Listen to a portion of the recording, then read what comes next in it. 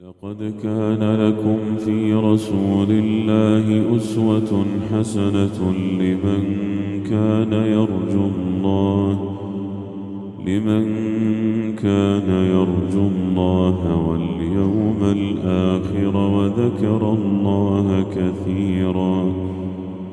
ولما رأى المؤمنون الأحزاب قالوا هذا ما وعدنا الله ورسوله وصدق الله ورسوله وما زادهم إلا إيمانا وتسليما.